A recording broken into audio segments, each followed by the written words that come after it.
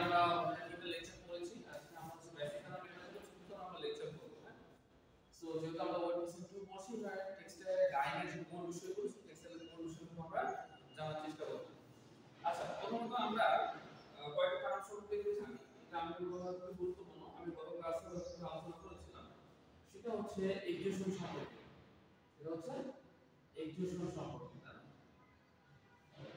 Execution কি আসলে কিন্তু বলতে পারো এক্সিকিউশন কি আসলে ইনকম ইনকম বা টেক্সটাইল লাইনে এক্সিকিউশন কাকে বলে মানে এক্সিকিউশন মিন্স হচ্ছে কতটুকু ডাইসেকশন ফেব্রিক অ্যাসেম্বল করতে হবে এগুলো হচ্ছে সোশ্যাল ক্লাস সো এক্সিকিউশন বোঝার আগে আমাদের কিন্তু টার্ম সম্পর্কে জানা দরকার এই তিনটা টার্ম সম্পর্কে যদি আমরা জানি তাহলে এক্সিকিউশন খুব সহজ বুঝতে পারবো নাম্বার 1 হচ্ছে আমি গত ক্লাসগুলোতে আমি বারবার বলি তার কথা নাম্বার 1 হচ্ছে absorption sorption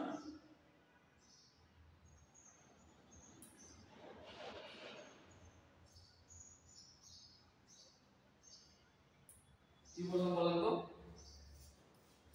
একটা আছে absorption একটা হচ্ছে sorption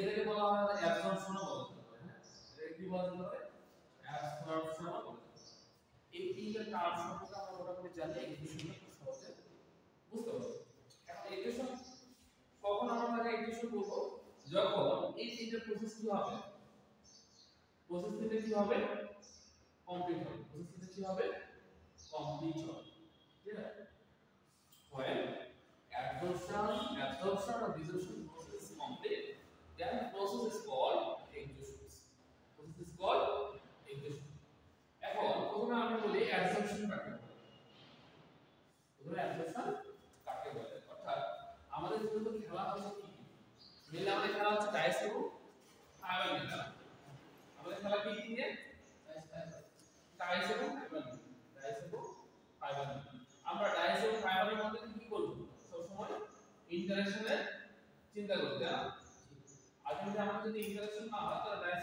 এবং কি ফাইবারের গায়ে লাগবে ফেব্রিকের গায়ে লাগবে ডাইমো এখন অ্যাবজর্পশন অ্যাবজর্পশন কখন আমরা এটা করব যখন ডাইস গুলো ফাইবারের কাছাকাছি আসে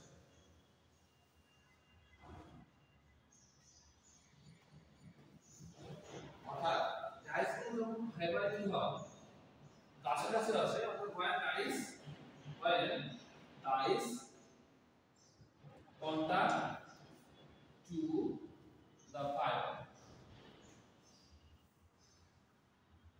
অথবা contact করে আমরা close to fiber then the process is called then the process now the process is called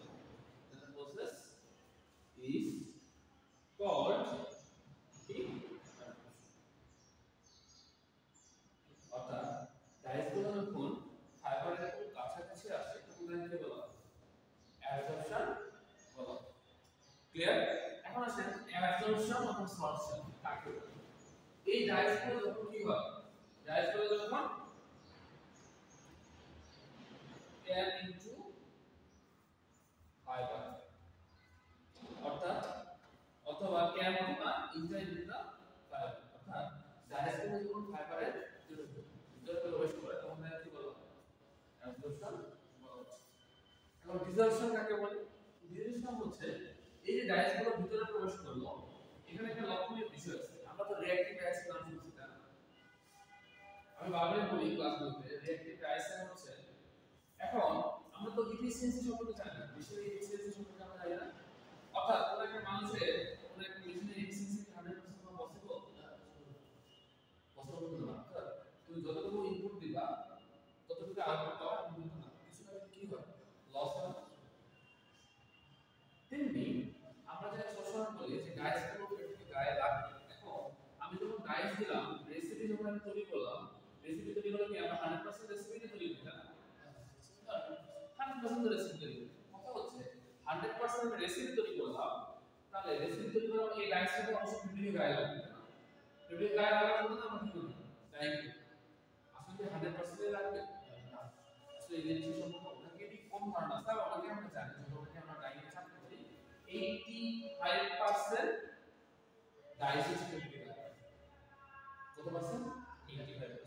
শুধুমাত্র 15% যেটা সেটা কি হয়? হাইড্রোলাইসিস। সেটা কি হয়? হাইড্রোলাইসিস। অর্থাৎ হাইড্রোলাইসিস মিন্স হচ্ছে হাইড্রোজেন বন্ড কোন একটা ফাইবারের মধ্যে যদি হাইড্রোজেন বন্ড থাকে, এই হাইড্রোজেন বন্ড খুবই দুর্বল বন্ড, বলা হয় যে ডিরেক্ট গ্যাস নাম শুনছেন তোমরা? নাম শুনছি ডিরেক্ট গ্যাস। হ্যাঁ, ডিরেক্ট গ্যাস হচ্ছে কি বন্ড থাকে? যেরকম বলা হয় ডিরেক্ট কি থাকে? Hydrogen bond. এজন্য আমরা যখন বলি যে ডিরেক্ট গ্যাস রিঅ্যাক্টিভ গ্যাস, আমরা ইন্ডাস্ট্রিতে কিন্তু রিঅ্যাক্টিভ গ্যাস বলি। রিঅ্যাক্টিভ গ্যাস কেন বলি? আমরা ডিরেক্ট গ্যাস বলি কেন বলি না? একে চাইলে বন্ড কিন্তু হয়। যেহেতু ডিরেক্ট হাইড্রোজেন বন্ড আছে, এজন্য খুবই দুর্বল, সহজে ভেঙে যায়। এজন্য পানি সহজে ভিতরে প্রবেশ করতে পারে, পানি আর বের হয়ে আসতে পারে। বা রিঅ্যাক্টিভটা কিন্তু শক্তিশালী বন্ড। এখানে কি বন্ড আছে? এখানে কোভ্যালেন্ট। কি আছে? কোভ্যালেন্ট। কোভ্যালেন্ট বন্ড কিন্তু শক্তিশালী একটা বন্ড। হ্যাঁ, কোভ্যালেন্ট বন্ড কি? শক্তিশালী একটা বন্ড। এই বন্ড থাকলে কিন্তু ইলেকট্রোলাইটের প্রয়োজন হয়। আমরা ইলেকট্রোলাইট সম্পর্কে অনেক আলোচনা করছি, আজকেও আলোচনা আমরা করব, তখন এই কনসেপ্টটা ক্লিয়ার হবে যে আসলে ইলেকট্রোলাইটের কাজটা করছে। ক্লিয়ার? তাহলে আমরা কি পড়াশোনা ফিরে আসি, আমি যেটা বলছিলাম, তাহলে অ্যাডজর্পশন হচ্ছে যখন ডায়াসপোরিক ফাইবারের খুব কাছাকাছি আসে তখন তাকে বলা হয় অ্যাডজর্পশন। ডায়াসপোর যখন ফাইবারের ভিতরে প্রবেশ করে তখন তাকে বলা হয় সাবশন। তো ডায়াসপোর যখন ফাইবারের ভিতর থেকে বের হয়ে আসে, come out from fibers, that is called desorption. এবং এই তিনটা প্রসেস কমপ্লিট হওয়ার পরে কতটুকু ডাইস ফেব্রিক অ্যাবসর্ব করবে সেটাকে বলা হচ্ছে এক্সট্রুশন। ক্লিয়ার? অর্থাৎ এটা খুব সহজে বোঝা যায়। আমরা যখন একটা কাপড় কিনি, কাপড়টা যখন ওয়াশ করি, ওয়াশ করার পরে কি হয়? কাপড়ের রং উঠে যায় না? সবসময় কিন্তু রং ওঠে না, একটা নির্দিষ্ট মধ্যে রংটা উঠে যায়। একটু আগে আমরা বলা হলো যে রিঅ্যাক্টিভ গ্যাস যে 100% আমরা ডাইন করি, বাট 100% যদি অ্যাবসর্ব হয় না, এখানে 85% অ্যাবসর্ব হয়, 15% কি হয়? লস হয়। তেমনি এক্সট্রুশন মিন্স হচ্ছে এই তিনটা প্রসেস যখন কমপ্লিট হলো, এই প্রসেসগুলো কমপ্লিট হওয়ার পরে কতটুকু ডাইস ফেব্রিকের গায়ে লাগবে, এটাকে বলা হচ্ছে এক্সট্রুশন। ক্লিয়ার? পারা যাবে এখন? তাহলে পারা যাবে? তাহলে যদি পরীক্ষা আসে যে ডিফাইন, যদি পরীক্ষা আসে define extrusion, define absorption, define suction and define reduction, পারা যাবে? এই তিনটা প্রসেস ভালো করে কিন্তু পড়তে হবে। ক্লিয়ার? ঠিক আছে, নতুন যারা আসছেন তারা একটু দেখে নেবেন। আমরা যেটা বললাম সেটা হচ্ছে এই ইকুয়েশন অ্যাডজর্পশন সাবশন রিডাকশন সম্পর্কে আমরা মোটামুটি আলোচনা করব, যেহেতু বেসিক মেকানিজম কিন্তু প্রসেস লাগবে। ঠিক আছে? ক্লিয়ার? নেক্সট টপিকে আমরা যাই, সেটা হচ্ছে কিছু যাব আমরা ডাইং মেকানিজম। কিসে? Dyeing mechanism. Dyeing mechanism. Dyeing mechanism. আচ্ছা, ডাইং মেকানিজম সম্পর্কে কারো ধারণা আছে? ডাইং মেকানিজম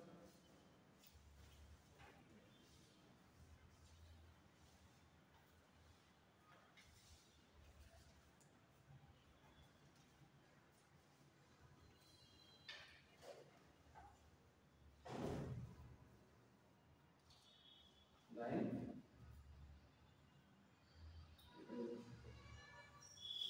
আসলে এই ডাইংটাকে এমনি এমনি হয়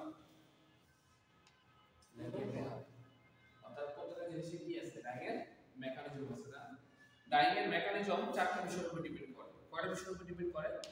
চারটি বিষয়ের উপর ডিপেন্ড করে। প্রথমটা হচ্ছে নাম্বার 1 হচ্ছে, তাহলে ডাইংয়ের মেকানিজম কয়টা বিষয়ের উপর ডিপেন্ড করে? there are 4 factor,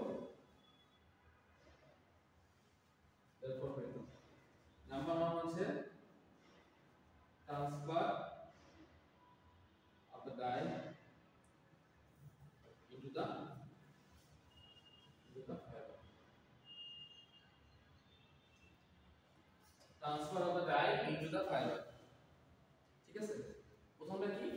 যে ডাইস গুলো থাকে সেই ডাইস গুলো ফাইবারের ভিতরে ট্রান্সফার হবে। কারণ ডাইস গুলো যদি ফাইবারের মধ্যে ট্রান্সফার না হলে কি লাইন হবে? হবে না। এখন এটা ক্ষেত্রে কয়েকটা জিনিস কি গুরুত্বপূর্ণ। প্রথম নাম্বার ফ্যাক্টরটা সেটা হচ্ছে পিএইচ। আমাদের পিএইচ সম্পর্কে ধারণা আছে। আচ্ছা, কেউ বলতে পারেন যে ডাইনের ক্ষেত্রে পিএইচ এর গুরুত্ব কেমন?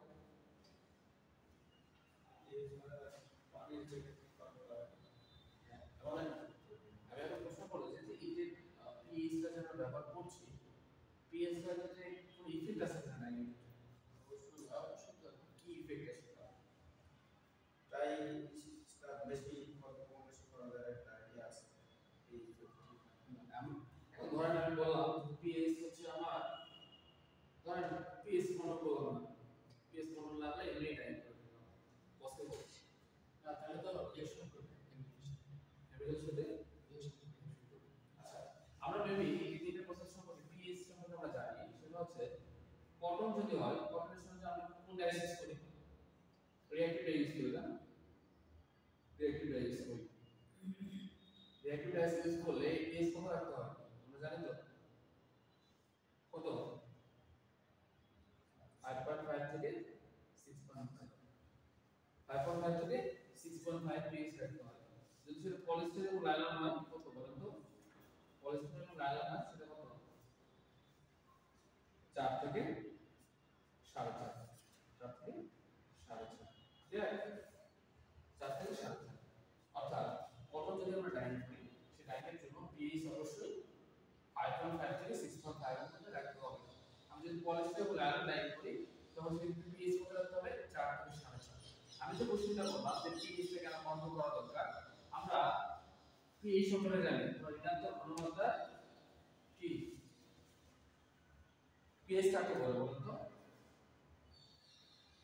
মানে অর্থাৎ ঋণাত্মক ঘনমাত্রা লগারিদমকে কি বলা হয় পিএইচ বলা হয় না পিএইচ মাইনাস অফ এইচএক্স এখন পিএইচ এর একটা ভ্যালু আছে 40 0 থেকে 14 পর্যন্ত এটা কার ভ্যালু এটা তো পিএইচ সাধারণ পিএইচ আর 7 হচ্ছে নিউট্রাল না আর 7 এর নিচে যেটা অ্যাসিড আর 7 এর উপরে যেটা সেটা হচ্ছে ক্ষার আমরা যখন ডাইল করব পিএইচটা কন্ট্রোলের জন্য 5.5 থেকে 6.5 হবে যদি আমরা পিএইচটা কন্ট্রোল না করি পিএইচ যদি একদম কন্ট্রোল না হয় মনে রাখতে হবে সেটা কি আসবে আনইভেন সেটা কি আসবে ঠিক আছে ধরেন আপনি যখন ডাইল করবেন তখন পিএইচ টা হচ্ছে আপনি ধরেন কটনের জন্য 7 আসছে পিএইচ টা কি করতে হবে তখন পিএইচটা কমানোর দিতে হবে কমানোর জন্য কি ব্যবহার করা হয় পিএইচটা কমানোর জন্য কি করা হয় সেটা হচ্ছে অ্যাসিডিক অ্যাসিড ব্যবহার করা হয় কিভাবে করা হয় অ্যাসিডিক অ্যাসিড ব্যবহার করা হয় এই অ্যাসিডটা ব্যবহার করে পিএইচটা কি করা হয় কমায় 5.5 থেকে অ্যাসিডিক অ্যাসিড হ্যাঁ 5.5 থেকে 6.5 আরেকটা জিনিস আছে সেটা আমরা জানি কিনা জানি না যখন আমি ডাইনটা করে ফেললাম ডাইন করার পর কি তো আমরা কি দিতে পারি অ্যালকালাইন ইউজ করতেছি সোডা অ্যাড ব্যবহার করতেছি তখন আফটার ডাইন রিঅ্যাক্টিভ ডাইরেক্ট আপনার ডাইনের পরে পিএইচ আরো বেড়ে যাবে তখন কি হবে আপনার ডাইনের পরে পিএইচ কত থাকবে মাঝে মাঝে জিজ্ঞেস করা হয় আপনার ডাইনের পিএইচ কত থাকে এর উপরে থাকবে 10 থেকে 12 10 থেকে 12 থেকে শুধুমাত্র কটনের জন্য এই পিএইচটা কিসের পিএইচ কোথায় কটনের না সলিড আফটার ডাইন করার পরে কটনের পিএইচ কত হয়ে যায় তখন হচ্ছে 10 থেকে 12 কারণ কি বলতো অলরেডি আমি কি ইউজ করেছি সল্ট ইউজ করেছি সোডা অ্যাশ ইউজ করেছি আমি পরে সোডা অ্যাশ ইউজ করি না আমি বারবার যখন আমি ক্লাসগুলো যখন নিই তো বারবার এই জিনিসগুলো বলি যে সোডা অ্যাশ কেন ব্যবহার করা হয় সোডা অ্যাশ কেন ব্যবহার করা হয় সোডা অ্যাশ কেন ব্যবহার করা হয় ডাইনিয়াল মানে ডাইস পার্টিকেলসটা তাদের কটনের মধ্যে অ্যাবজর্ব করে মানে ওই যে একটা লেসার অথবা এক কথায় ফিক্স করে দেব তাই না ফিক্স করার জন্য ব্যবহার করা হয় তাই না তো আমি যখন সল্ট ব্যবহার করছি সল্ট মানে কি ইলেক্ট্রোলাইট না লাইন হচ্ছে কি বলা হয় এটাকে ইলেক্ট্রোলাইট বলা হয় কি ব্যবহার করি সল্ট হিসেবে আমরা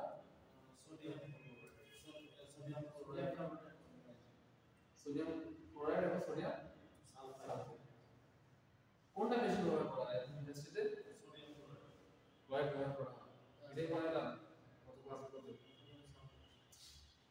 বলেছেন যে সোডিয়াম ক্লোরাইডটা এখন আমি ইন্ডাস্ট্রিতে ব্যবহার করি সোডিয়াম সালফেট তারও কারণে এটা বলছি এই কারণটা ম্যাক্সিমাম মানুষই জানা না ম্যাক্সিমাম মানুষই কি হিসেবে জানা কেন আমরা আপনাকে হুট করে তো বলা হলো সোডিয়াম ক্লোরাইডের দাম কম এটার দাম ধরেন দুটো দাম কম আমি এটাই ইউজ করবো মানুষ খায় সোডিয়াম ক্লোরাইড এটাই ইউজ করলাম না সোডিয়াম ক্লোরাইডের যেটা একটা হচ্ছে ডিসঅ্যাডভান্টেজ সেই ডিসঅ্যাডভান্টেজ হচ্ছে যে পাত্রে ডাইন করা হয় সেই সোডিয়াম সালফেটটা কোনো পাত্রে পরিশোধন ঘটায়। এই জন্য ইন্ডাস্ট্রিগুলোতে সোডিয়াম ক্লোরাইডের রিপ্লেস হিসেবে সোডিয়াম সালফেট ব্যবহার করে। মাঝে মাঝে অনেক জায়গায় প্রশ্ন হয় যে ইলেকট্রোলাইজেশন কোনটা বেশি সুইটেবল? অবশ্যই অ্যান্সার হবে সোডিয়াম সালফেট, কারণ এর কোনো পাত্রে হয় ঘটায় না, এটা কিন্তু গবেষণায় প্রমাণিত। এজন্য সোডিয়াম সালফেটটা বেশি ব্যবহার করছে। যেটা ছিলাম সেটা হচ্ছে যে অবশ্যই ডাইন করার পিএইচ টা কন্ট্রোল রাখতে হবে। যদি পিএইচ যদি আমি কন্ট্রোল না রাখি তাহলে সে কখনো মিলবে না, সে আনলিমিটেড হয়ে যাবে। আপনি যে শেডি চান না কেন সেই শেডটা আপনি কখনোই আনতে পারবেন না। আর সেটা যদি পলিস্টার এবং আয়রনের জন্য হয় তাহলে কি হবে? 4 থেকে 4.5 এর মধ্যে রাখতে হবে। ক্লিয়ার? এটা এক নাম্বার প্রসেস গেল, এটা মানে হচ্ছে পিএইচ গেল। তারপরে এখন আসেন পিএইচ টা আমরা ব্যবহার করি। দুই নাম্বার পয়েন্ট হচ্ছে লেভেলিং এজেন্ট। দুই নাম্বার হচ্ছে লেভেলিং এজেন্ট। আমরা লেভেলিং এজেন্ট কেন ব্যবহার করি? লেভেলিং এজেন্টের কাজ কি আসলে?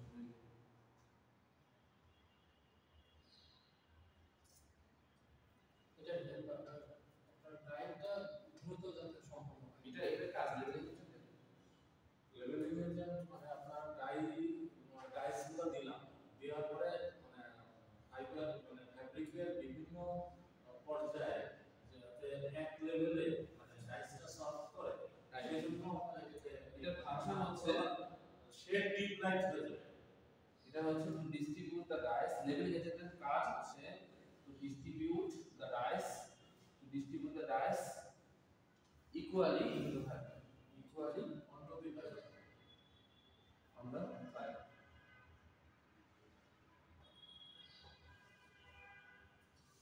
Clear? তো আমরা যে ডাইস গুলো ব্যবহার করব সেই ডাইস গুলো যখন ইকুয়ালি ফাইবার গায়ে লাগে, এখন যদি ইকুয়াল আমরা যদি না করি তাহলে সেটা কি করে? আপনি একটা হলুদ কালারের জামা বানাচ্ছেন, হলুদের জায়গায় সাদা, সাদার জায়গায় হলুদ, তাহলে যখন কাপড়টা কিনবেন, ধরেন আমি যে শার্টটা পরেছি এই শার্টে যদি ডিসকালার হয়ে যায় তাহলে আমি পরবো, কখনো পরবো। তো লেভেলিং এজেন্টের কাজ হচ্ছে যে আমরা ডাইসগুলো ব্যবহার করছি সেই ডাইসগুলো ইকুয়ালি 4 থেকে 6 দেওয়া। এটা খুবই গুরুত্বপূর্ণ একটা বিষয়। যখন ট্রান্সফার ডাইস এবং ফাইবার গায়ে যাবে তখন ডাইসগুলো ইকুয়ালি যায়। ক্লিয়ার? ঠিক আছে? তা আচ্ছা, এখন আসলে এই বিষয় খুবই গুরুত্বপূর্ণ ডাইস, এবং ডাইস খুবই গুরুত্বপূর্ণ জিনিস। আর এগুলো খুবই কি করে রাখতে হবে, হ্যাঁ, যেন কেউ জিজ্ঞাসা করে যেন খুব সহজে পারা যায়। তো সবকিছু তার লেকচার শিটে থাকে। আর আমি এগুলো লেকচার শিটে লেভেলিং এজেন্ট হিসেবে কি ব্যবহার করা হয় লেকচারে? কোথায়? নরমালি ওটার নামই লেকচার, নামই হচ্ছে লেভেলিং এজেন্ট। মানে ওর নামই হচ্ছে লেভেলিং এজেন্ট। আমি এখন পর্যন্ত কোনো নাম পাইনি এক্সপেরিমেন্ট। যেমন আমি যখন ইউনিভার্সিটিতে ছিলাম আমি খুব আগ্রহ, আচ্ছা টাইস করে টাইস এর অনেক নাম আছে। স্যার এই কেমিক্যাল নাম আছে না, sodium sulphate leveling agent. Leveling মানে তো এটা তো এক হিসেবে ইউজ করা হয়, লিকুইড হিসেবে ইউজ করা হয় অথবা সলিড হিসেবে ইউজ করা হয়। এটা কেমিক্যালটা কি? না ওইটা হচ্ছে কোন কেয়ার থেকে আসছে বা কার্বনিক কেয়ার। হ্যাঁ কোন নাম মানে কি বা লেভেলিং এজেন্ট, এই যেমন মনে করেন যে ওই সোডিয়াম ক্লোরাইড, সোডিয়াম সালফেট এগুলো একটা লবণ হিসেবে না, এরকম আমি পাই। আমি ম্যাক্সিমাম যেগুলো দেখছি লেভেলিং এজেন্ট আছে, তো অবশ্যই থাকতে পারে, আছে, ঠিক আছে। আমি পাই না, তাহলে ইন্ডাস্ট্রিতে তাহলে আরো ভালো বলতে হবে। ক্লিয়ার? এখন আসেন পলিস্টার ডাইরেক্ট কিন্তু একটা মেথড আছে, আমরা কি জানি? এটা ক্লিয়ার তো আছে? পলিস্টার ডাইরেক্টের জন্য তিনটা মেথড আছে, যদি বলতে পারি আমরা তো অনেক ডাইরেক্ট পড়াশোনা করলাম, আমরা তো ছোট আসলাম, বেসিক জিনিসগুলো আমরা এখনো অবসরে দেখতেছি। ক্যারিয়ার ব্যবহার করা হয় এটা? হ্যাঁ আমি ওটা জানতে বলছিলাম না, আমি ক্লাসে লেকচারে বলার কথা এট লিস্ট ডাইরেক্ট জিনিসগুলো বলি। আচ্ছা যদি না জানি আজকে আমি জানবো। পলিস্টারের ডাইং মেথড হচ্ছে তিনটা। পলিস্টারের ডাইং মেথড হচ্ছে মেন মেথড কি?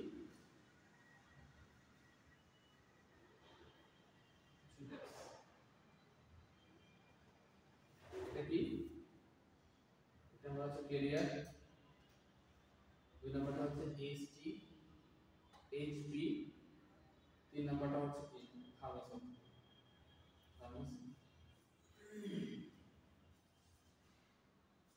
নাম শুনেছি আমরা? শোনায় না? থার্মোসল শুনছো? বল দেখি থার্মোসল কত দিতে পারে? এমনি বলছি। হ্যাঁ এমনি বলছি।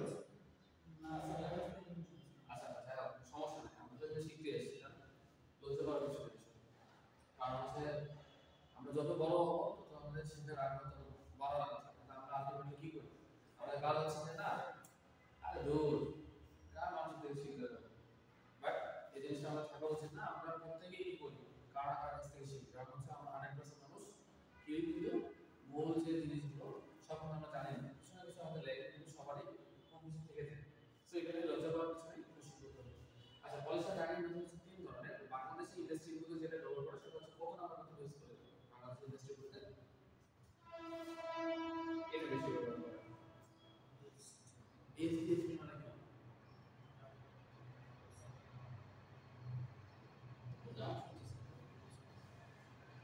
High temperature high pressure, high temperature high temperature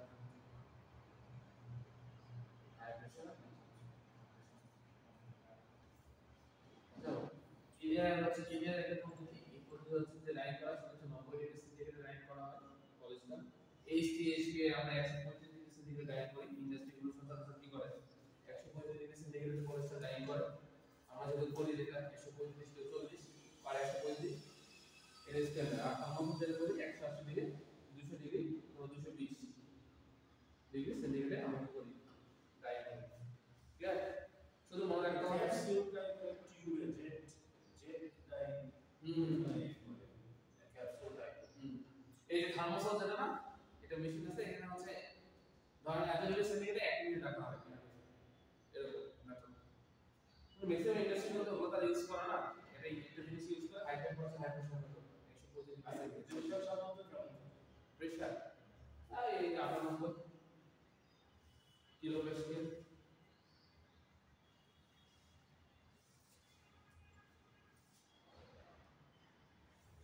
clear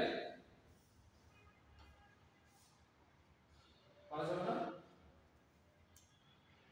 ঠিক আছে, তার সাথে এখন আসেন এটার সাথে আরেকটা গুরুত্বপূর্ণ বিষয়, সেটা হচ্ছে ইলেক্ট্রোলাইট। এটা আমাকে ভালো করে দিতে হবে ইলেক্ট্রোলাইট। তো তুমি এই লাগে আপনি মনে পারবেন না যে what is the role of electrolytes? এটা স্যার হচ্ছে যে তাৎক্ষণিক এনার্জি দেয়, এটা তাৎক্ষণিক কাজ করে ইলেক্ট্রোলাইটস সো মেইনলি কি এটা তাৎক্ষণিক কাজ করে বলে মনে হচ্ছে। আমি আপনাকে প্রশ্ন করলাম যে ইলেক্ট্রোলাইটের কাজ কি হচ্ছে, what is the function of electrolytes? এটা হাইড্রেশন করে। একটু আগে কি আছে কি আমি একটু আগে বলতেছিলাম সেটা হচ্ছে রিঅ্যাক্টিভ ডাই, কি বললাম রিঅ্যাক্টিভ ডাই কি বন্ড আছে, রিঅ্যাক্টিভ ডাই কোভ্যালেন্ট বন্ড আছে, বুঝছেন? কোভ্যালেন্ট বন্ড ডিরেক্ট ডাইতে হাইড্রোজেন বন্ড থাকে, হাইড্রোজেন বন্ড খুব সহজে ভাঙা যায়, ভিতরে প্রবেশ করে বাইরে আসে। সো ডিরেক্ট ডাইতে গামছা আমরা ইউজ করি, গামছা গামছা কি হয় একবার ধুলে রং উঠে যায়, ডিরেক্ট ডাই সস্তা, হাইড্রোজেন বন্ড আছে খুব সহজে ভাঙা যায়। বা রিঅ্যাক্টিভ ডাই ইন্ডাস্ট্রিগুলো কেন ব্যবহার করে, রিঅ্যাক্টিভ ডাই ব্যবহার করার একমাত্র উদ্দেশ্য এখানে কোভ্যালেন্ট বন্ড আছে, এই বন্ড সহজে ভাঙা যায় না। কথা হচ্ছে যদি ভাঙা না যায়, যদি ডাইনে আকর্ষণ না হয় তাহলে আমরা ডাইনে কিভাবে করব না। সো যেহেতু আমরা সবসময় মনে রাখতে হবে আমরা যে ফাইবারগুলো ইউজ করি সেই ফাইবারগুলো নেগেটিভ আয়ন করে কি, আবার ডাইস যে ব্যবহার করি সেই ডাইসগুলো কি দেয় নেগেটিভ আয়ন দেয়। নেগেটিভ নেগেটিভ সবসময় কি করে আকর্ষণ করে, নেগেটিভ নেগেটিভ সবসময় রিপালশন, রিপালশন মিন্স হচ্ছে বিকর্ষণ করা, রিপালশন মিন্স কি রিপালস করা মানে কি দূরে সরে যায়, আর যদি মাইনাস এবং প্লাস হয় তখন কি হয় অ্যাট্রাকশন, অ্যাট্রাকশনটা। এখন কথা হচ্ছে যদি ফাইবারও আমার নেগেটিভ আয়ন ডাইসও নেগেটিভ আয়ন তাহলে আমার কোনো রিঅ্যাকশন হওয়ার চান্স। এই জন্য ইলেক্ট্রোলাইটকে বলা হয় ওয়ান কাইন্ড অফ মিডিয়া, কি বলা হয় এটাকে বলা হয় ওয়ান কাইন্ড অফ মিডিয়া। আচ্ছা মিডিয়ার কাজ কি বলতো, মিডিয়ার কাজ কি একটা জায়গা থেকে তথ্য নিয়ে আরেকটা জায়গায় ছড়ায় দেওয়া, এই পক্ষকে দুই পক্ষকে একত্রিত করে মিডিয়াটা। আমরা মাঝে মাঝে হচ্ছে বাইং বাজার কাজ করি, থার্ড পার্টি বলে, থার্ড পার্টি বাইরের কাজ কি আসলে বাইরের কাজ কি দুই পক্ষকে মানে ওরা মাঝখানে থাকে বিষয়টাকে হ্যান্ডেল করতে। সো ইলেক্ট্রোলাইট হচ্ছে ইলেক্ট্রোলাইট হিসেবে আমরা সোডিয়াম ক্লোরাইড ব্যবহার করি অথবা সোডিয়াম সালফেট ব্যবহার করি, যেটাই ব্যবহার করি না কেন আমি গত ক্লাসে বলছিলাম এরকম যে সোডিয়াম ক্লোরাইডের জন্য আমরা ভাগি তাহলে আমরা কি পাই সাধারণত সোডিয়াম প্লাস আর ক্লোরিন মাইনাস মাইনাস পাই কিনা। এই যে নেগেটিভ একটা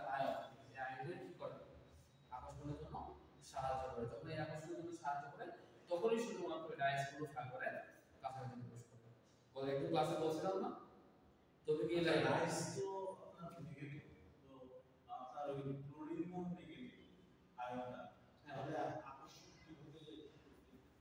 এটার সাথে এটা আকর্ষণ হবে পজিটিভ আয়নটা আকর্ষণ নেগেটিভ তো সোডিয়াম নেগেটিভ পজিটিভ আয়নটা এটাই তো ডায়াগোনাল নাম্বারের কাছাকাছি আনতে সাহায্য করে পজিটিভ তো বা মাইনাস তে মাইনাস কিন্তু এই যে প্লাস তে এটা আমার কি দরকার আকর্ষণ করতে প্লাস বা পজিটিভ আয়ন দরকার সেটাই কি এখানে প্রদান করতেছে এই প্লাসটা responsible for attraction with dyes and fiber clear so electrolyte খুব বিগ একটা রোল প্লে করে কেউ যদি বলে যে ইলেকট্রোলাইট আসলে কাজ করে এক কথায় বলে বলতে পারি to increase the absorption of fiber increase the absorption of fiber অথবা আরেকটা জিনিস আছে এগুলো আমরা বলতে পারি due to suppress the negative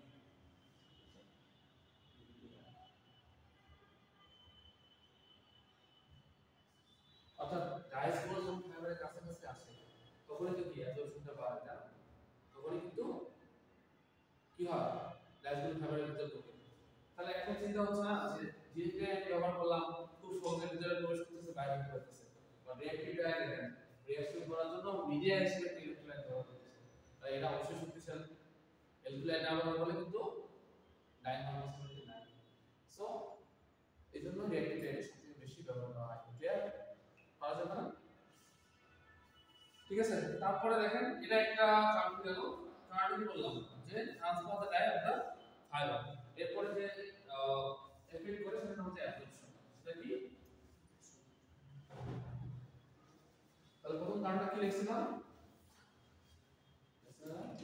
area, দুই নম্বরটা হচ্ছে অ্যাবজর্পশন দুই নম্বরটা হচ্ছে অ্যাবজর্পশন কি তাহলে একটু আগে বললাম অ্যাবজর্পশন কি আচ্ছা বলে একজন বলেন অ্যাবজর্পশন কি একটু আগে বললাম to enter into the fiber, right?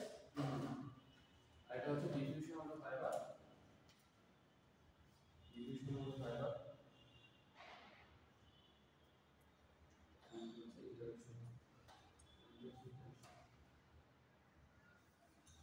এই যে প্রশ্নটা আমি লিখেছি সেই প্রশ্নটা হচ্ছে ডাইনামিক মেকানিজম ডাইনামিক মেকানিজম চারটা ফ্যাক্টর দ্বারা গঠিত ঠিক আছে প্রথমে এক নাম্বারটা বললাম যে transfer of the dye to the fibre দুই নাম্বারটা বললাম অ্যাবজর্পশন তিন নাম্বারটা হচ্ছে ডিফিউশন অফ দ্য ফাইবার চার নাম্বারটা হচ্ছে ইন্টারঅ্যাকশন ঠিক আছে এটা হলো একটার মধ্যে ঠিক আছে ডাইনামিক মেকানিজমের মধ্যে তারপর আছে এখানে আমরা আরেকটা জিনিস আছে সেটা হচ্ছে সাবস্টিটিউটিভিটি দুই নাম্বারটা কি এভাবে লিখতে পারেন তাহলে আমার বেশি হলো অসুবিধা হবে দুই নাম্বারটা হচ্ছে সাবস্টিটিউটিভিটি দুই নাম্বারটা কি দুই নাম্বারটা হচ্ছে সাবস্টিটিউটিভিটি দুই নাম্বারটা হচ্ছে সাবস্টিটিউটিভিটি এখানে তো দুই নম্বর হচ্ছে অ্যাবসর্পশন,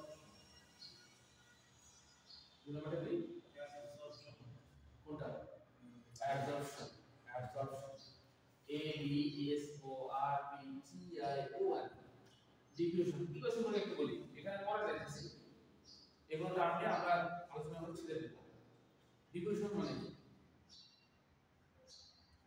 Diffusion হচ্ছে যে ছড়ায় ডিফিউশন মানে হচ্ছে ছড়ায় আর ইন্টারেকশন মানে কি আকর্ষণ করে এগুলো থাকে দুই নম্বরে সাবস্টেন্টিভিটি সাবস্টেন্টিভিটি কাকে বলে সাবস্টেন্টিভিটি কাকে বলে স্থায়িত্ব, কাকে বলে সাবস্টেন্টিভিটি সাবস্টেন্টিভিটি হচ্ছে ন্যাচারাল অ্যাট্রাকশন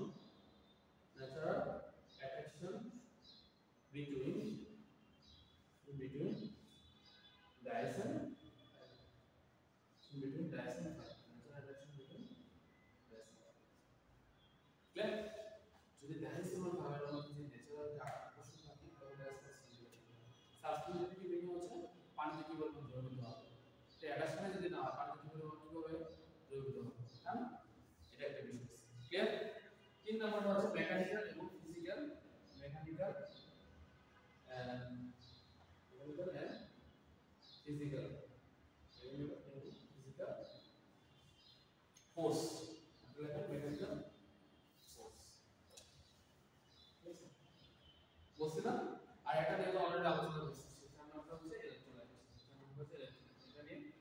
ইউনিটের মধ্যে আলোচনা করা হয়েছে। তাহলে ডাইং মেকানিজম অনেকগুলো বিষয়ের উপর ডিপেন্ড করে। তার মধ্যে এক নম্বর হচ্ছে transfer of the dyes to the fibre through absorption, diffusion of the fiber interaction, sustainability, mechanical, physical force and কি electrolytes. ক্লিয়ার? এই জিনিসগুলো পারা যাবে না?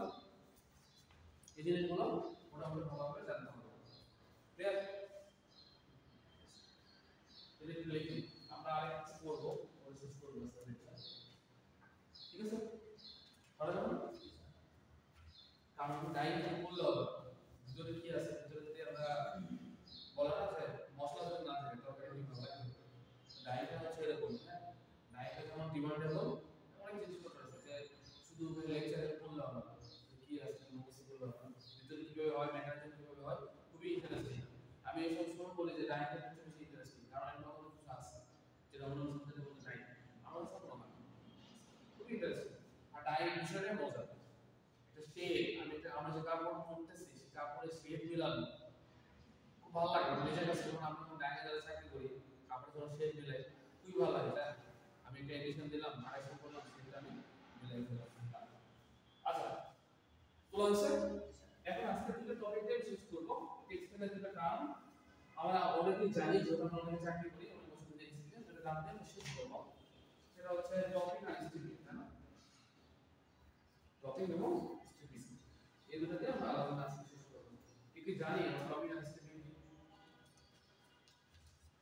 আশা করি আপনারা জানবেন টপিক এবং স্টিপিং।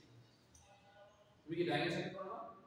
সে আমি সিনেমাটা মিটিং ছিলাম তারপরে হলো ফিল্ম আমাদের আমার তুমি বলতে পারি টপিক এবং steeping sir topic form part topic আপনি পারবেন জানেন বল।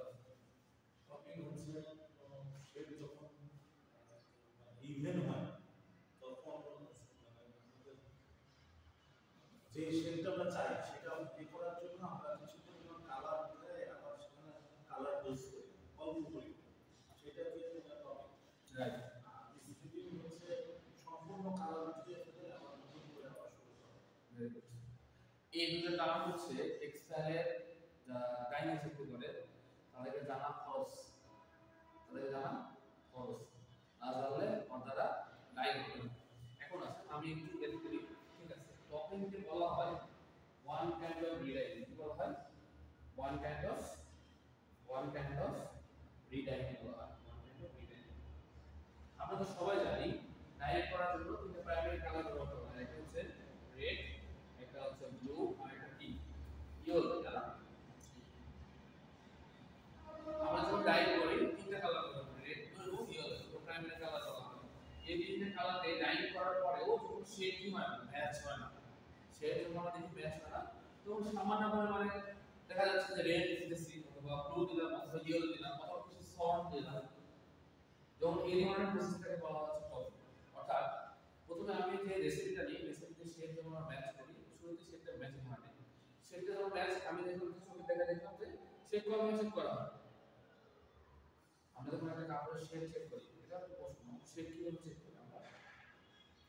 স্যাম্পলের সাথে মিলাই শেড চেক করার পদ্ধতি কি? একটা কি আমরা দেখি ম্যানুয়ালি দেখি, চোখে দেখি আর একটা চোখে দেখি লাইট বক্সে। আমি এটা প্রশ্ন করেছি।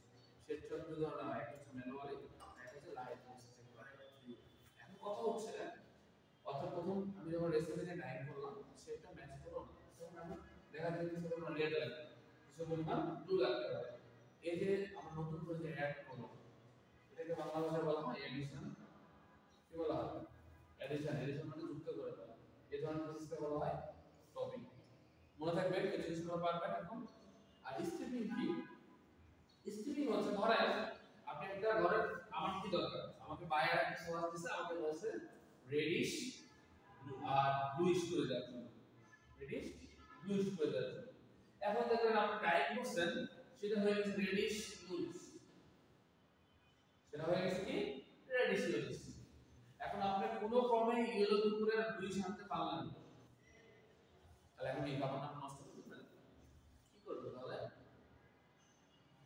তখন যেটা করা হয় এই যে কালারটা আছে এই কালারটাকে কি করা হয় একবারে ডিস্ট্রয় করে দেওয়া হয়। কি করে দেওয়া হয়? ডিস্ট্রয় করে দেওয়া মানে তুলে ফেলা হয়।